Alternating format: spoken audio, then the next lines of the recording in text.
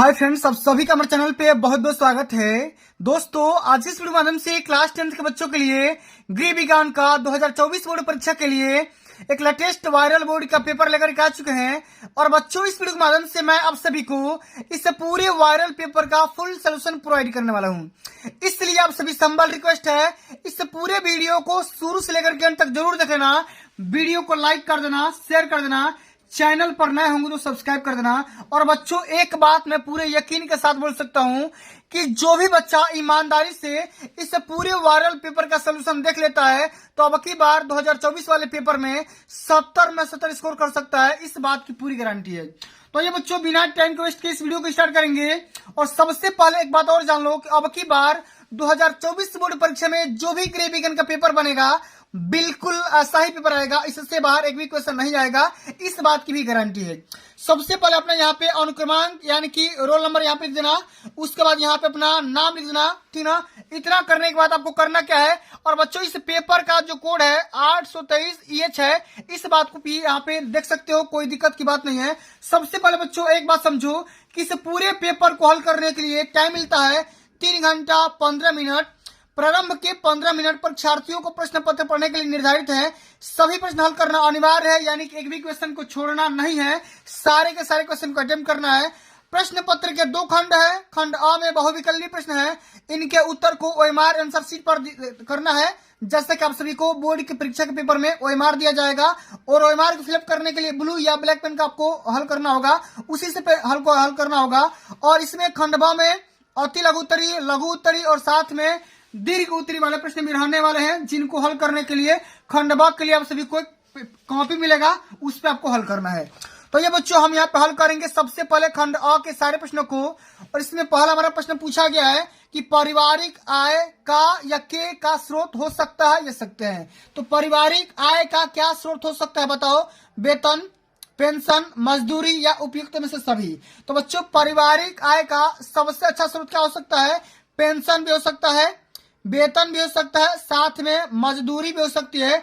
इसलिए चारों के चार ऑप्शन इसमें क्या हो जाएंगे? राइट आंसर हो जाएंगे। इसलिए हमारा ऑप्शन नंबर डी यहाँ पे बिल्कुल राइट आंसर होगा। अगला हमारा क्वेश्चन है कि जिस बजट में कुल आय से कुल व्यय अधिक हो उसे क्या कहा जाता है? संतुलित बजट, घाटे का बजट, बचत का बजट या उपयुक्त में से सभी। ठीक ना, बताओ। तो जिस बजट में कुल आय से, मान लो आपके पास कमा रहे हो 500 रुपया, ठीक ना, आपके पास कुल इनकम हो रहा है 500 रुपये का, ठीक ना, लेकिन आप कर रहे हो, इससे ज्यादा खर्च कर रहे हो। मान लो कि आप 700 रुपये खर्च कर रहे हो, तो भैया ये आपका आय हो गया, ये आपका व्यय हो गया। तो भैया क्या हो गया? ये इसमें घाटा हो गया। क्या हो गया? घाटे का बजट बन गया भैया, कितना का? 200 रुपये का, ठीक ना, घाटे का बजट बन गया। इस प्रकार का हम बजट क्या बोलेंगे? घाटे का बजट। ऑप्शन नंबर इसमें सेकंड राइट आंसर होगा। अगला हमारा क्वेश्चन है कि बचत विनियोग का साधन है, ठीक ना, क्या होता है? डाकघर, बैंक, जीवन बीमा या उपयुक्त में से सभी। तो बचत विनियोग का साधन इसमें से सभी हो जाएगा, क्योंकि हम बचत डाकघर में सेविंग कर सकते हैं, बैंक में, और जीवन बीमा, इसमें सभी प्रकार से हम बचत कर सकते हैं, ठीक ना। अगला हमारा क्वेश्चन है, एक न्यूमेरिकल सा क्वेश्चन है कि यदि 1 लीटर दूध का मूल्य 53 रुपया 50 पैसा है तो 2.5 लीटर दूध का दाम बताइए। अब बताओ इस क्वेश्चन को हम कैसे करेंगे, तो जरा आप लोग यहाँ पे ध्यान से देखना, ठीक ना। 1 लीटर दूध का दाम है 53 रुपया 50 पैसा, तो 2.5 लीटर दूध का दाम निकालने के लिए 2.5 से आपको 53.50 में गुणा कर देना है। आइए हम गुणा करते हैं। तो 53.50 में करना क्या है?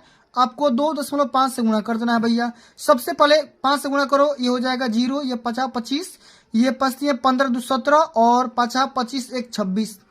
ठीक, फिर 2 से गुणा करो, ये हो जाएगा 0, ये हो जाएगा 0, 3 दूना 6 1 7 और 5 दूना का 10। इस प्रकार से यहाँ पे 0, ये 5, ये 7, ये 13, ये 3 और ये 1, ठीक ना। 0.3 आसान पे लगा दो, 1 2 3, 133 दशमलव, ठीक ना, 133.750। इसी प्रकार से आना चाहिए, अंत में 5 आना चाहिए, ठीक ना। ऑप्शन नंबर इसमें देख रहे हो, कोई भी मैच नहीं कर रहा है, 133 कोई नहीं आ रहा है, ठीक ना। तो यहाँ पे ऑप्शन नंबर इसमें डी हो जाएगा, उपयुक्त में से कोई नहीं। एक बार आप लोग इसको करके देख लेना, गुणा ही करना है, ठीक ना। 53.50 में 2.5 से गुणा कर दो कि आपका आंसर आ जाएगा। अगला हमारा क्वेश्चन है कि जल का निर्माण होता है, तो बच्चा बनता है H2O। जल का केमिकल फार्मूला क्या होता है? H2 होता है। इसमें हाइड्रोजन के 2 मॉलिक्यूल्स, 2 एटम और ऑक्सीजन के एक एटम, क्या हो जाएगा, हाइड्रोजन के 2 भाग और ऑक्सीजन के 1 भाग, यानी कि ऑप्शन नंबर इसमें बी आपका राइट आंसर हो जाएगा। इस प्रकार से ऑप्शन नंबर बी इसके क्या हो जाएगा, राइट आंसर होगा। ऑक्सीजन का 1 भाग होगा और हाइड्रोजन का 2 भाग हो जाएगा। इस प्रकार से हमारा जल का निर्माण होता है, ठीक ना। अब अगला हमारा क्वेश्चन है कि वर्षा का जल कैसा होता है। वर्षा का जल शुद्ध होता है कि लवण युक्त होता है, कि अशुद्ध होता है, कि उपयुक्त में से कोई नहीं होता है। तो बच्चों वर्षा के जो जल होता है ना, ये एकदम प्योर होता है, शुद्ध जल होता है। इसका पीएच मान 7 होता है। इस बात को ध्यान में रख लेना। उदासीन विलयन होता है, ठीक ना, इस बात को भी ध्यान में रखना। शुद्ध जल होता है। ऑप्शन नंबर पहला इसका राइट आंसर होगा। अगला हमारा क्वेश्चन है कि आदर्श कुएं की विशेषता क्या है, बताना है। कच्चा व उथला, पक्का व गहरा, नाली के निकट स्थित, या उपयुक्त में से सभी। तो आदर्श कुआं हम किसको मानेंगे, तो पक्का का होगा और सबसे ज्यादा गहराई वाला होगा, तो पक्का हो जाएगा, साथ में गहरा हो जाएगा। इसमें ऑप्शन नंबर इसमें सेकंड राइट आंसर हो जाएगा, ठीक ना। बच्चों जितना क्वेश्चन बता रहा हूं सारे के सारे question very very most important question है। यही क्वेश्चन पेपर में छपने वाला है इस बार, इससे बाहर नहीं आएंगे, इस बात की गारंटी लिख लो। अगला हमारा क्वेश्चन है कि हैजा रोग का लक्षण क्या है। पेट में मरोड़, वमन यानी उल्टी और रक्त दाब का कम हो जाना, या उपयुक्त में से सभी। तो हैजा रोग का लक्षण क्या होता है, पेट में दर्द होगा, मरोड़ होगा, वमन होगा, उल्टी होगा, साथ में ब्लड प्रेशर भी कम हो जाएगा। ऑप्शन नंबर इसमें डी इसका राइट आंसर हो जाएगा। इस बात को ध्यान में रख लेना, भैया कई बार पूछा जा चुका है। अगला हमारा क्वेश्चन है हाथ की सिलाई का एग्जाम्पल क्या होता है। कच्ची सिलाई, बखिया, तुरपन, या उपयुक्त में से सभी। तो हाथ की सिलाई करने का मेन रीजन क्या होता है, उपयुक्त में से सभी हो जाएगा। इसमें बखिया भी होगा, कच्ची सिलाई भी होगा, तुरपन भी होगा, उपयुक्त में से सभी हो जाएगा, ठीक है। अगला हमारा क्वेश्चन क्या है कि लेडीज कुर्ता बनाने के लिए आवश्यक शारीरिक नाप क्या है। लंबाई, वक्ष या छाती, या हिप या कुल्हा, या उपयुक्त में से सभी। तो लेडीज कुर्ता तैयार करने के लिए हम लंबाई भी मापते हैं, साथ में वक्ष यानी छाती का भी नाप लेते हैं, साथ में कुल्हा हिप की नाप करते हैं। उपयुक्त में से सभी इसका राइट आंसर हो जाएगा। ऑप्शन नंबर इसका डी राइट आंसर होगा।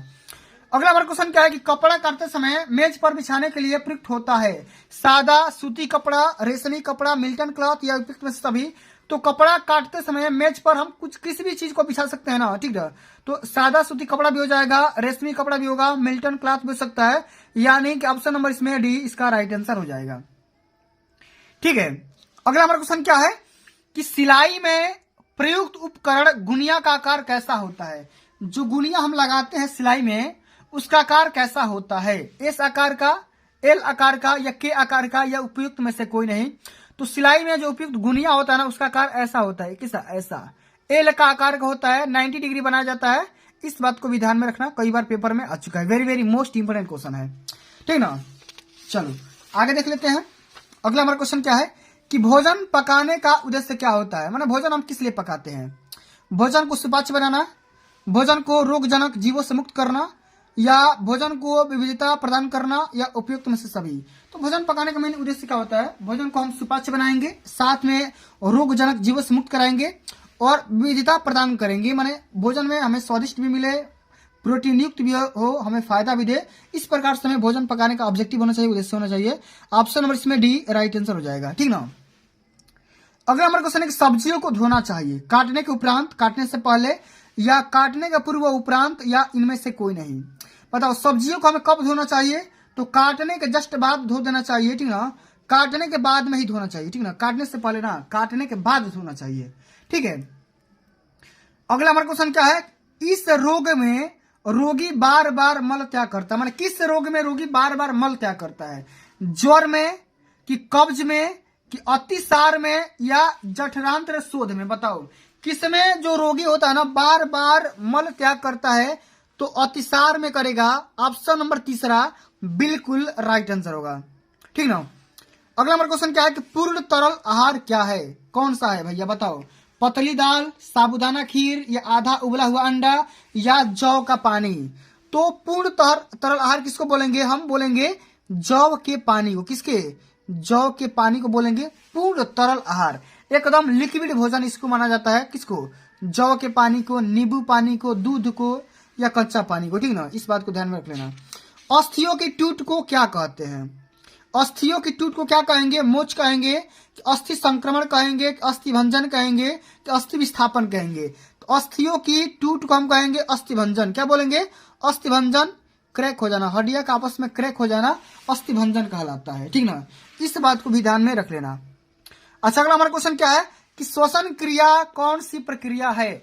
श्वसन क्रिया अनैच्छिक क्रिया, ऐच्छिक क्रिया, अनावश्यक क्रिया या उपयुक्त में से कोई नहीं? बताओ श्वसन क्रिया कौन सी प्रक्रिया है भैया? ये है ऐच्छिक क्रिया। क्या है? ऐच्छिक क्रिया है, हम अपने मन से सांस लेते हैं। अनैच्छिक क्रिया क्या होता है कि अचानक हो जाएगा, जैसे छींक आना, क्या हो जाएगा? अनैच्छिक क्रिया हो जाएगा, ठीक ना। लेकिन श्वसन क्रिया क्या होगा? ऐच्छिक क्रिया होगा। इस बात को ध्यान में रख लेना। अगला हमारा क्वेश्चन क्या है? आंतरिक रक्तस्राव की दशा में प्रयोग करते हैं। ठंडी सेक, गर्म सेक या बफारा देना या उपयुक्त में से सभी? तो बच्चों बताओ, रक्तस्राव की दशा में क्या हम उपयोग करेंगे? ठंडी सेक, ठीक ना। इस बात को ध्यान में रखना, ठीक ना। ब्लड को रोकने के लिए हम ठंडी सेक इस्तेमाल करेंगे। एक बार इसको गूगल कर लेना, देख लेना भैया इसका राइट आंसर क्या होगा। आप लोग भी कमेंट करके जरूर बताना, ठीक है। अगला हमारा क्वेश्चन क्या है कि श्वसन की सामान्य दर कितनी होती है? माने 1 मिनट में इंसान कितना से कितना बार सांस ले सकता है, ये आपको बताना है। 4 से लेकर के 10 बार, 8 से 12 बार, 15 से 20 बार या 25 से लेकर के 30 बार। तो इंसान 1 मिनट में जो सांस लेता है ना, वो 15 से लेकर के 20 बार सांस ले सकता है। अप्रैक्स में 17 बार सांस लेता है 1 मिनट में, ठीक ना। ये सांस लेने का प्रोसेस है, धड़कन का, ये नाड़ी की स्पीड नहीं है। ये सांस लेने का जो प्रोसेस है, दर है, ये है 15 से लेकर के 20 बार 1 मिनट में सांस वो लेगा, ठीक है। अब चलो बच्चों हम आगे बात कर लेते हैं। खंड ब के सारे एमसीक्यू, और सारे एमसीक्यू तो मैंने हल करवा दिया, और सारे अति लघु उत्तरी, लघु उत्तरी और दीर्घ उत्तरी प्रश्नों को बता दे रहा हूं। सभी क्वेश्चन को तैयार करना है, सारे क्वेश्चन को बताऊंगा। क्वेश्चन क्या है? एक फ्रॉक बनाने के लिए 1.5 मीटर कपड़ा लगता है, तो 15 मीटर कपड़े में कितनी फ्रॉक बनेगी? एक कपड़ा में 1.5 मीटर, तो 15 मीटर कपड़ा में कितनी फ्रॉक बनेगी भैया? तो 10 को कपड़ा बन जाएगा। कैसे बनेगा? तो हम करें क्या, 15 मीटर में, अच्छा बताओ, देखो एक कपड़ा बनाने के लिए, या हम ये भी बोल सकते हैं कि 1.5 मीटर में कितना कपड़ा बन रहा है? एक कपड़ा बन रहा है। कितना? एक कपड़ा बन रहा है। आपके पास कितना मीटर कपड़ा है?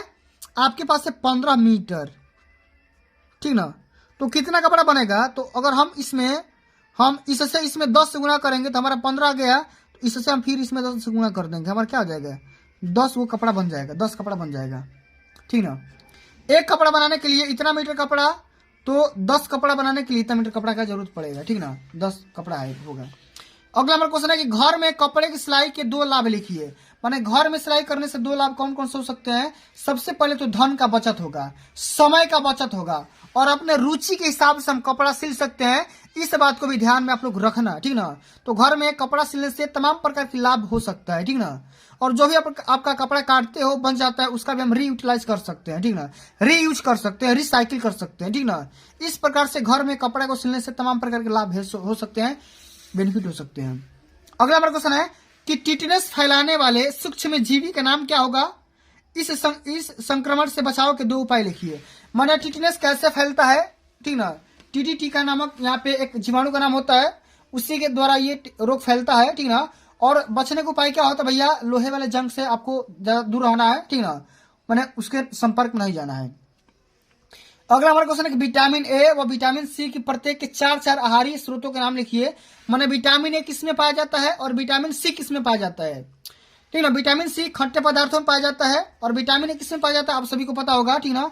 तो बहुत ही सिंपल से क्वेश्चन है, कई बार हमने बता भी रखा है, आप आसानी से कर सकते हो, कोई दिक्कत की बात नहीं है। भोजन को तल करके पकाने की विधि की कोई 2 हानियां लिखिए। तल करके पकाने से क्या क्या हानियां हो सकता है? सबसे पहले प्रोटीन उसका खत्म हो जाएगा, ठीक ना, और खाने में थोड़ा सा इंटरेस्ट खत्म हो जाएगा। तो कौन कौन सी हानियां हो सकती है? 2 हानियां के बारे में लिख देना, 2 नंबर यहाँ से मिल जाएंगे। नाड़ी या नब्ज दर का क्या अर्थ होता है, इसके बारे में लिखना है, 2 नंबर यहाँ से मिलेंगे। पूरा यहाँ पे आप सभी को हल करना होगा। अगला हमारा क्वेश्चन जो कि लघु उत्तरीय है, हर एक क्वेश्चन 4 नंबर का है, ठीक ना। पारिवारिक व्यय को नियंत्रित करने का 4 उपाय लिखिए। ये भी क्वेश्चन कितना नंबर का है? हर एक क्वेश्चन 4 नंबर का है भैया, ठीक ना। अगला नंबर क्वेश्चन है हमारे जीवन में जल की क्या उपयोगिता है। ये भी क्वेश्चन 4 नंबर का है। भोजन पकाने की प्रमुख 4 विधियों के बारे में नाम लिखिए। कौन कौन सी विधियां होती है, किसी एक विधि का लाभ बताइए। 4 नंबर का क्वेश्चन है। सिलाई किट के सामान की सूची बनाइए और सिलाई किट का उपयोग भी लिखिए। कई बार हमने बता रखा है, सारे क्वेश्चन मैंने करवा रखा है, ठीक ना। इसलिए मैं इसका सोल्यूशन नहीं बता रहा हूँ। अगर आपको इसका सोल्यूशन चाहिए तो क्लास 10th होम साइंस का प्लेलिस्ट ओपन करो, सबका मॉडल देख लो, आपको पूरा पूरा यहाँ पे मिल जाएगा, ठीक ना। सब कुछ क्वेश्चन करवा रखा है, ठीक ना। अगला हमारा क्वेश्चन है कि मियादी बुखार या टाइफाइड में रोगी को क्या आहार देना चाहिए, इसके बारे में लिखना। ये भी क्वेश्चन 4 नंबर का है। अब आगे हम बात कर लेते हैं दीर्घ उत्तरीय प्रश्न के बारे में, जो कि 6 नंबर का पूछा जाता है। 100 शब्द में हल करना होगा कि पर्यावरण से आप क्या समझती हैं, पर्यावरण से मानव जीवन पर पड़ने वाले प्रभावों के बारे में वर्णन करना 6 नंबर का है। अथवा एक व्यक्ति ने एक पलंग 6000 में खरीद कर उसे 6500 में बेच दिया, उसे कितने प्रतिशत का लाभ होता है, आइए हम हल करके बता देते हैं। तो बच्चों यहाँ पे देखो, क्रय मूल्य दिया है कितना, क्रय मूल्य दिया है आपका 6000 रुपया, कितना 6000 रुपया, और विक्रय मूल्य दिया है कितना 6500 रुपया। तो यहाँ पे आपको लाभ हो रहा है कितना, विक्रय में से क्रय घटा दो, 6500 में से आप क्रय घटा दो तो कितना हो जाएगा 500 रुपया आपको लाभ हो गया, कितना 500 रुपया। आपको परसेंटेज लाभ बताना है, कितना परसेंटेज क्या होता है, लाभ गुणे 100 बटा में क्रय मूल्य। तो लाभ है 500 रुपया, 100 से गुणा कर दो और बटे में क्रय मूल्य से भाग कर दो, क्रय मूल्य 6000 है। तो 5 6 31 होता है ना, तो 2 0 से 2 0 ये कैंसिल आउट, और ये 5 से 12 में कैंसिल आउट हो जाएगा, ठीक ना। ये हो जाएगा 100 बटा में 12, तो 4 से कटा दो 4 3 12, और 4 से 25 बार में कट जाएगा, यानी कि 25 बटा 3% का लाभ हो जाएगा। अगर चाहोगे तो इसको कटा लो, 3 8 24 सही 1 बटा 3%, 8 सही 1 बटा 3% हो जाएगा। ये आपका लाभ परसेंटेज निकल करके आ गया। इसी प्रकार सब सभी को बोर्ड परीक्षा पेपर में हल करना होगा, ठीक ना। क्रय मूल्य विक्रय मूल्य लाभ का सूत्र लिख दो, परसेंटेज लाभ निकाल दो, पूरा 6 नंबर मिल जाएगा। अगला हमारा क्वेश्चन है कि रोगी को स्पंज कब और किस प्रकार किया जाता है, विस्तार पूर्वक समझाइए। रोगी को स्पंज कब किया जाता है और क्यों किया जाता है, इसके बारे में लिखना होगा। 6 नंबर यहाँ से मिल जाएंगे। अगर आपको ये नहीं आ रहा है तो ये करो कि भोजन परोसने की प्रचलित शैलियों के नाम लिखिए और भोजन परोसने की किसी एक शैली का वर्णन भी करना है। 6 नंबर आपको यहां से दे दिए जाएंगे, ठीक ना। अगर आपको दोनों में से कोई नहीं आ रहा तो क्या करोगे, तो कुछ भी बना करके बातें लिख करके आना, छोड़ करके मत आना भाई, ठीक ना। चलो अगला हमारा क्वेश्चन है कि श्वसन तंत्र का नामांकित चित्र बनाइए, फेफड़ों में गैसीय विनिमय की प्रक्रिया को समझाइए। Very very most important question है, कई बार हमने करवा रखा है। 6 नंबर का क्वेश्चन बोर्ड के पेपर में पूछा गया है, ठीक ना। तो इस प्रकार से बच्चों आप सभी को पूरा पेपर तैयार करके जाना है। पूरा गारंटी दे सकता हूं कि जो भी बच्चा ईमानदारी से इस पूरे पेपर को तैयार करके चले जाता है तो बोर्ड परीक्षा के पेपर में 70 नंबर आसानी से स्कोर कर सकता है, इस बात की पूरी गारंटी है। तो प्यारे बच्चों आज के लिए बस इतना ही। अगर ये वीडियो आप सभी को अच्छी लगी होगी, हेल्पफुल लगी होगी, तो वीडियो को लाइक कर देना, शेयर कर देना, चैनल पर नए होंगे तो सब्सक्राइब कर देना। जल्द मिलते हैं अगली वीडियो में, तब तक के लिए जय हिंद, जय भारत, वंदे मातरम।